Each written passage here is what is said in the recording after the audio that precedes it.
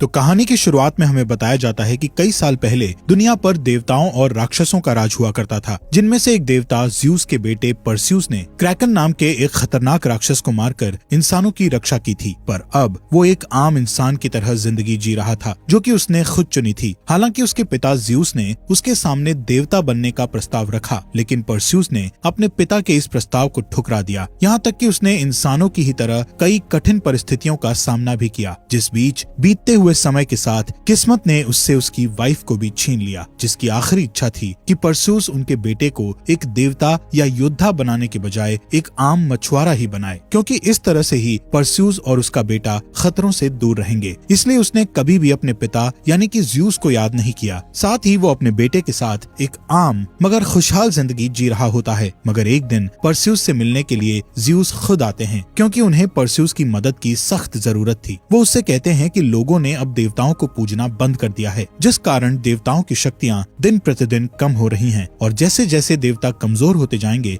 उसी तरह उनकी बनाई सारी चीजें या रचनाएं भी नष्ट हो जाएंगी। अब जब ज्यूस परस्यूस से ये सब कह रहे होते हैं, तभी अचानक से वहाँ पर हल्का सा भूकंप आता है, जिसे देखकर परस्यूस समझ जाता है कि ये टार्टर्स की दीवारें कमजोर होने के कारण हो रहा है, जो कि असल में एक ऐसी जेल है जहाँ पर कई सारे खतरनाक और विशाल दैत्य कैद हैं, जिनमें से एक ज्यूस के पिता क्रोनोस भी हैं। यहाँ ज्यूस परस्यूस से बोलते हैं कि दिन प्रतिदिन टार्टर्स की दीवारें कमजोर होकर टूटती जा रही हैं, और अगर टार्टर्स तबाह हो गया तो क्रोनोस आजाद होकर पूरी दुनिया को खत्म कर देगा। साथ ही अगर लोग ऐसे ही देवताओं को भुला देंगे तो हम भी पहले की ही तरह अमर नहीं रह पाएंगे, मतलब कि अब हमारी भी मौत हो सकती है। जो सब बातें सुनकर परस्यूस उनसे पूछता है कि आखिर वो उसे ये सब क्यों बता रहे हैं, ये तो देवताओं की समस्या है। इस पर ज्यूस बोलते हैं कि क्रोनोस को रोकने के लिए उन्हें उसकी मदद चाहिए, जिसके लिए परस्यूस इनकार करके उन्हें वहाँ से चले जाने के लिए कहता है, क्योंकि वो नहीं चाहता था कि वो और उसका बेटा इन सब मुसीबतों में फंसे। जो बात सुनकर ज्यूस भी उदास मन से चुपचाप वहाँ से चले जाते हैं। अब इसके बाद ज्यूस अपने भाई पोसाइडन और उसके बेटे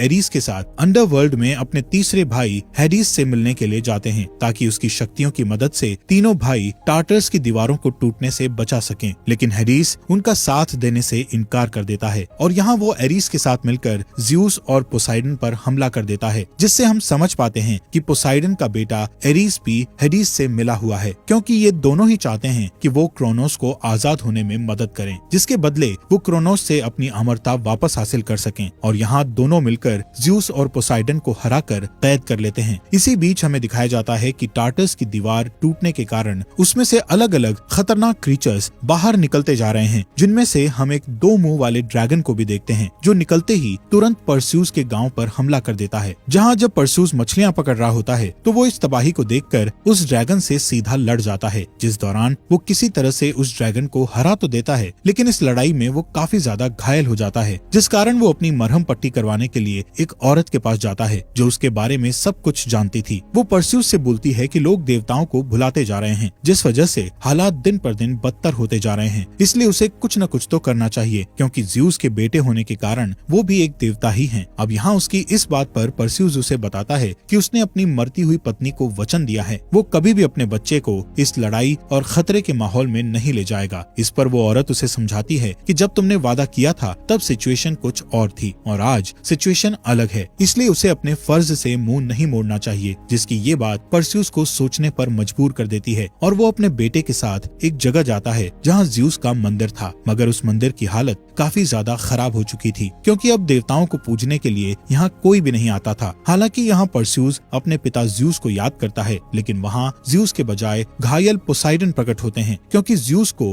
हेडिस और एरीज ने बंदी बना लिया होता है, ताकि वो उसकी सारी पावर सोख कर क्रोनोस को जिंदा कर सकें, जहाँ से पोसाइडन किसी तरह से वहाँ से निकल पाए थे। वो परस्यूस से कहते हैं कि क्रोनोस को बाहर आने से अब तुम्हें ही रोकना पड़ेगा, क्योंकि अब देवता पहले की तरह अमर नहीं रहे, इस दुनिया को सिर्फ वही बचा सकता है। यहाँ परस्यूस पोसाइडन से बोलता है कि जब देवता कुछ नहीं कर पाए तो आखिर वो क्या कर लेगा, क्योंकि वो तो बस एक डेमी गॉड यानी कि आधा देवता है। पोसाइडन बोलते हैं कि उसे अपने ही जैसे एक और डेमी गॉड यानी उसके बेटे एग्नोर के पास जाना होगा। वो इस वक्त रानी एंड्रोमेडा के राज्य में कैद है। फिर वो तुम्हें हेफेस्टस नाम के एक आदमी के पास लेकर जाएगा, जिसने टार्टस का नक्शा तैयार किया था, जिससे वो वहाँ पहुंचकर क्रोनोस को रोकने के साथ ज्यूस को भी बचा सकते हैं। यहाँ पोसाइडन अब कमजोर पड़ते जा रहे थे, इसलिए इसलिए वो अपना त्रिशूल परस्यूस को सौंपकर मिट्टी बनकर गायब हो जाते हैं। मतलब कि यहाँ उनकी मौत हो चुकी थी। अब ये देख परस्यूस अपने बेटे को वहीं छोड़ वहाँ से सीधा रानी एंड्रोमेडा के पास पहुंचकर उन्हें सब कुछ बताता है, जो परस्यूस को पहले से ही जानती थी, क्योंकि परस्यूस ने क्रैकन से उनकी जान बचाई थी। इसलिए उन्हें परस्यूस की बात पर विश्वास हो जाता है। यहाँ परस्यूस एग्नोर से मिलता है और उससे बोलता है कि उसे पोसाइडन ने यहाँ भेजा है। यहाँ अपने फादर का नाम सुनते ही एग्नोर उसे यहाँ से चले जाने के लिए कहता है, जिस पर परस्यूस उसे बताता है कि उसके पिता पोसाइडन की मौत हो चुकी है और वो ज़्यूस का बेटा होने के साथ उनका भाई भी है। यहाँ परस्यूस उसे समझाता है कि देवता अब पहले की तरह अमर नहीं रहे, इसलिए उन्हें कुछ भी करके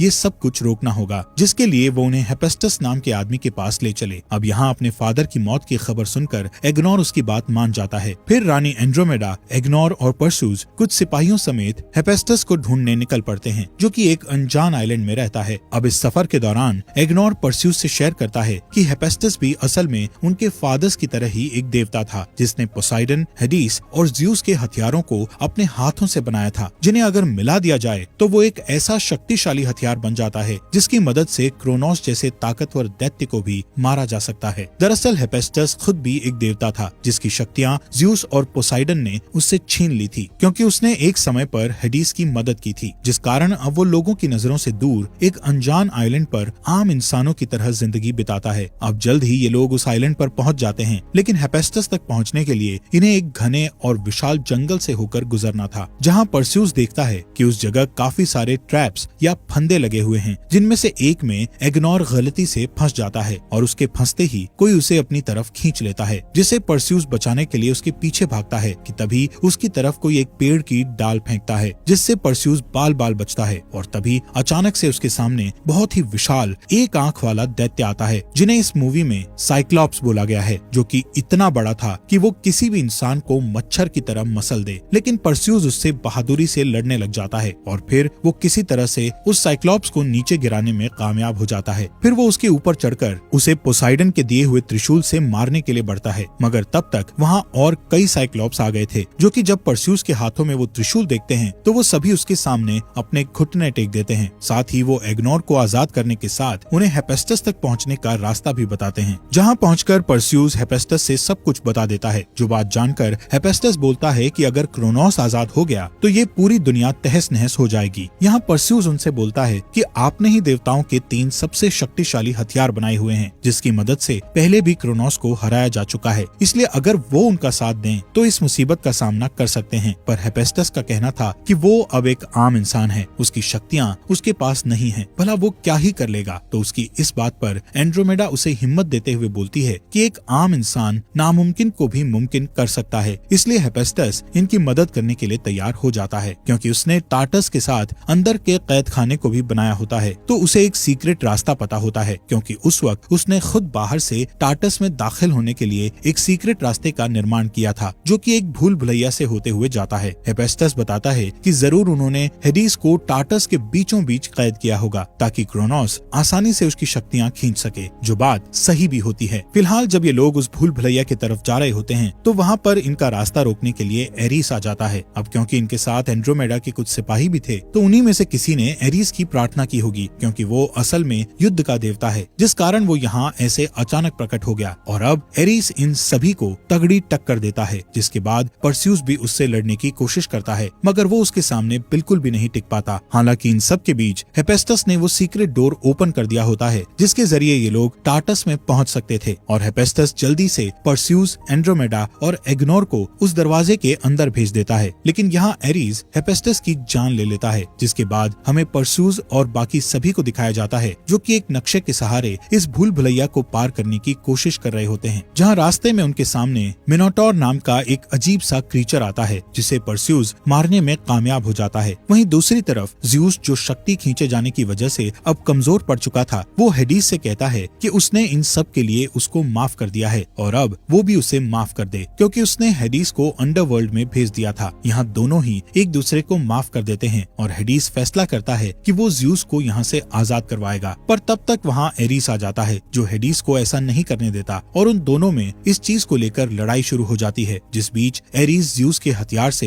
हेडिस को मारने जाता है, लेकिन ज़्यूस उस हथियार को निष्क्रिय कर देता है। दरअसल उससे तभी किसी को मारा जा सकता है जब ज़्यूस खुद चाहे। अब क्योंकि यहाँ ज्यूस ने हेडीस का साथ दिया था, इसलिए वो एरीज से लड़ने लग जाता है और दोनों लड़ते लड़ते नीचे गिर जाते हैं, जिस दौरान भूल भुलैया को पार करके परस्यूस भी वहाँ पहुँच चुका था। पर ज्यूस को क्रोनोस की कैद से छुड़वाना आसान नहीं था और अब तक काफी देर भी हो चुकी थी, क्योंकि क्रोनोस ज्यूस की सारी शक्तियाँ सोखने के बाद आजाद होने वाला था। इसी बीच वहाँ हेडीस पहुंचकर परस्यूस की ज्यूस को छुड़वाने में मदद करता है। तभी वहाँ एरीज फिर से आ जाता है, जिसका एक बार फिर से परस्यूस से सामना होता है और इस बीच दोबारा से परस्यूस एरीज के सामने बिल्कुल भी नहीं टिक पाता, जहाँ हेडीस उसकी मदद करने की कोशिश करता है। इसी दौरान क्रोनोस भी आजाद हो जाता है, जो देख परस्यूस अपने साथियों और ज्यूस को लेकर वहाँ से निकलने की कोशिश करता है। इसलिए एरीज, जिसने लड़ाई के दौरान पोसाइडन का त्रिशूल परस्यूस से छीन लिया था, उससे वो ज्यूस के पीठ पर वार करता है, जिससे ज्यूस घायल हो जाता है। इसलिए वो यहाँ से तुरंत निकलने के लिए हेडीस और पोसाइडन के हथियार को मिलाकर एक पोर्टल जैसा ओपन करके सीधा एंड्रोमेडा के राज्य में पहुँच जाता है, जहाँ अब कभी भी एरीज और क्रोनोस का हमला हो सकता था। इसलिए एंड्रोमेडा अपनी पूरी सेना को इस लड़ाई के लिए तैयार करती है, मगर क्रोनोस को सिर्फ उन 3 हथियारों को मिलाकर ही मारा जा सकता था, जिनमें से 2 तो परस्यूस के पास होते हैं, पर जो ज्यूस का हथियार था वो इस वक्त एरीज के पास था। इसलिए परस्यूस टेलीपैथी के जरिए अपने भाई एरीज से संपर्क करता है और उसे लड़ने की चुनौती देता है, ताकि ये पता लग सके कि उनमें से बेहतर कौन है, जिसके लिए वो एक मंदिर में जाता है और कुछ देर बाद वहाँ एरीज भी पहुँच जाता है। फिर उन दोनों में एक जोरदार लड़ाई शुरू हो जाती है। वहीं इधर रानी एंड्रोमेडा और एग्नोर सेना के साथ उन सभी शैतानों का सामना कर रहे होते हैं जो टार्टस से क्रोनोस के साथ आजाद हुए थे। और तभी इसी बीच वहाँ क्रोनोस आ जाता है, जो जिधर भी जा रहा था वहाँ सब कुछ खत्म होता जा रहा था। उसके सामने टिकना किसी के लिए भी नामुमकिन साबित हो रहा था। इसी दौरान ज्यूस से मिलने के लिए हेडीस आता है। वो उससे कहता है कि हमें मिलकर क्रोनोस को कुछ देर तक रोकना होगा, ताकि परस्यूस को कुछ देर और समय मिल जाए। और इतना कहने के बाद हेडीस ज्यूस को अपनी आधी शक्तियाँ दे देता है, जिससे अब वो पहले की ही तरह हो जाता है। लेकिन अब भी दोनों सिर्फ क्रोनोस को कुछ देर तक रोक सकते थे, मार नहीं सकते थे। जो बात जानते हुए भी वो क्रोनोस का अपनी शक्तियों से मुकाबला करने लगते हैं, जिसने चारों तरफ तबाही मचाई हुई थी। साथ ही ज्यूस की शक्तियाँ खत्म होती जा रही थी, जिस कारण वो एक बार फिर से घायल हो जाता है। वहीं दूसरी ओर परस्यूस भी ज्यूस के हथियार की मदद से एरीज को मारने में कामयाब हो गया था और अब वो बिना देरी किए पोसाइडन, हेडीस और ज्यूस के हथियार को मिलाकर एक नया हथियार बनाता है, जिससे क्रोनोस को मारा जा सकता था। इसलिए तुरंत वो अपने उड़ने वाले घोड़े पर बैठकर क्रोनोस को मारने की कोशिश करता है, जो काम इतना आसान नहीं था। लेकिन वो क्रोनोस के वार से बचते हुए उसके मुंह के अंदर जाकर उस हथियार से सीधा उसके दिल पर वार करता है, जिससे क्रोनोस एक विस्फोट के साथ खत्म हो जाता है और उसमें से परस्यूस बाहर निकलता है, जो सबसे पहले हेडीस के पास जाता है। वो उससे कहते हैं कि अब उनका आखिरी समय आ चुका है और अब इसी के साथ देवताओं का भी समय खत्म हुआ। जिस चीज पर परस्यूस बोलता है कि क्या हेडीस भी अपनी शक्तियों की मदद से आपको बचा नहीं सकते, तो जवाब में ज्यूस बोलता है कि उसने एक बार ये काम पहले ही कर दिया है, अब वो भी कुछ नहीं कर सकता। और फिर ये बोलते ही ज्यूस भी धूल में बदलकर वहाँ से गायब हो जाते हैं, क्योंकि देवताओं की मौत ऐसे ही होती है। अब ज्यूस के मरने के बाद हेडीस परस्यूस से बोलता है कि उसकी भी सारी शक्तियाँ खत्म हो चुकी हैं और ये बात बोलकर वो भी वहाँ से चला जाता है। अब इसके बाद परस्यूस एंड्रोमेडा और एग्नोर से जाकर मिलता है, जो इस लड़ाई को जीतकर काफी खुश थे। यहाँ एंड्रोमेडा और परस्यूस एक दूसरे को पसंद करने लगे थे, इसलिए उनके बीच प्यार का इजहार होने के साथ दोनों एक किस भी शेयर करते हैं। जिसके बाद परस्यूस अपने बेटे के पास जाता है, जो अपने फादर से पूछता है कि वो वापस कब जाएंगे। तो जवाब में परस्यूस बोलता है कि वो वापस नहीं जाएंगे, बल्कि अब वो अपनी जिंदगी एक योद्धा की तरह जिएंगे। फिर वो उसे बताता है कि वो महान ज्यूस का पोता है और साथ ही वो उसे अपनी तलवार देकर कहता है कि क्या वो इस तलवार का भार संभाल पाएगा, जिसके जवाब में उसका बेटा हाँ में जवाब देता है। और इसी के साथ ये मूवी यहीं एंड हो जाती है। और दोस्तों, हमारे फॉक्स एक्सप्लेनर हिंदी चैनल को सब्सक्राइब करने के लिए आपका दिल से शुक्रिया।